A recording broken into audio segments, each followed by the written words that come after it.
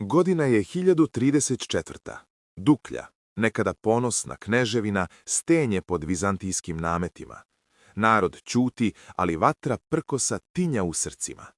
Na dvoru u baru mladi knez Stefan Vojislav razgovara sa starim ratnicima. Dokle ćemo savijati glavu, pita glasom punim nepravde.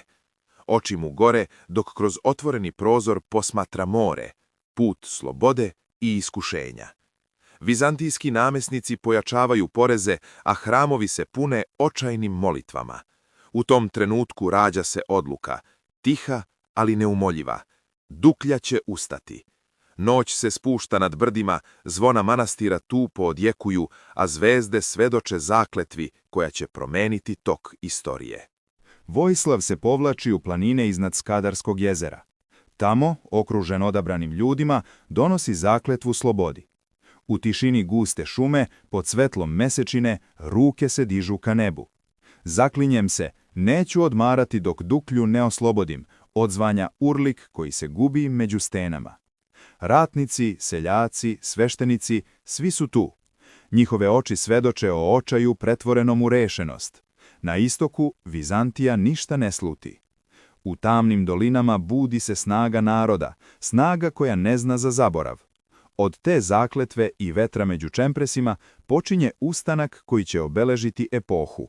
Jutra 1036. godine obojena su dimom pobune. Dukljanski seljaci dižu baklje, dok se vizantijski logori pretvaraju u pepelišta.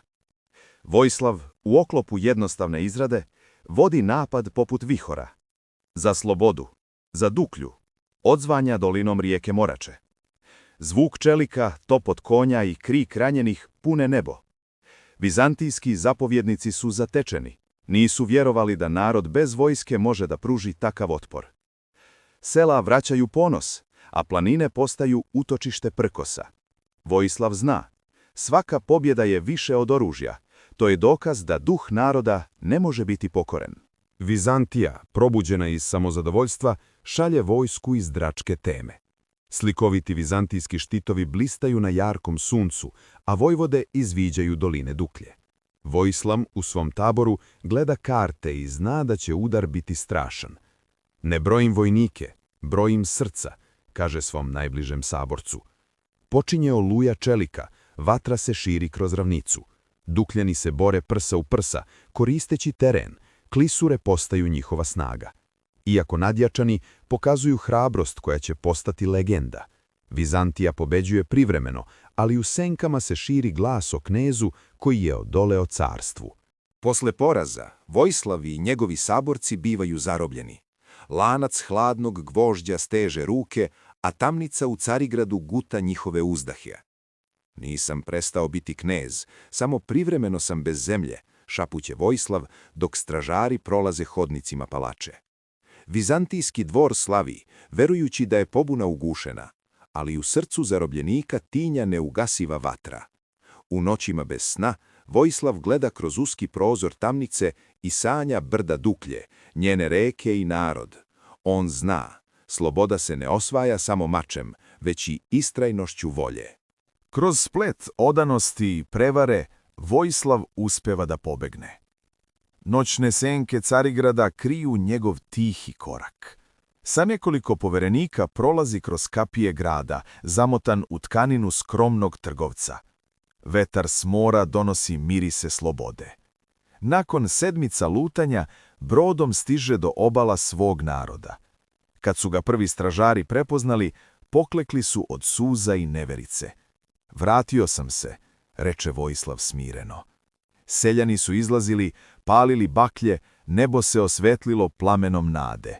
Knez se vratio svom narodu, spreman da završi ono što je započeo. Duklja je u haosu. Vizantija ponovo nameće vlast, ali vest o povratku kneza širi se kao plamen. Ljudi okupljaju oružje, starci ponovo sedlaju konje. Vojislav, ispred sabrane vojske na obroncima brda kraj bara, podiže mač. Nećemo robovati. Uzvik parče je nebo. Njegova pojava budi staru snagu u svima. Žene donose vodu borcima, deca pevaju pesme o slobodi. Odjek bubnjeva spaja se sa šumom borova. Planine odzvanjaju. Ustanak počinje ponovo, ali ovog puta Duklja veruje bez sumnje. Vođa im je nepokolebljiv i pravedan. Vizantijska vojska kreće iz primorja, uverena da će lako slomiti pobunjenike. Ali Vojislav poznaje svaki kamen i obronak Duklje. Kod Bara postavlja zasedu u kanjonu gde more susreće stene.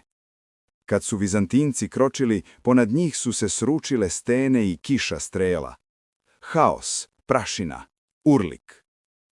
Napred, deco Duklje, viknu Vojislav dok juri niz padinu. Bitka traje kratko, ali razorno. Vizantinci su razbijeni, njihovi barjaci potonuli u more. Prvi veliki trijumf slobode obasjao je nebo, a narod poverovao da se carstvu može odupreti. Godina 1042. Duklja stoji uspravno. Vizantijski guverneri beže, a Vojislavovi vojvode ulaze u oslobođene gradove. Zvona manastira se mešaju sa trubama pobednika. Ovo nije kraj, ovo je početak, kaže knez pred okupljenim narodom.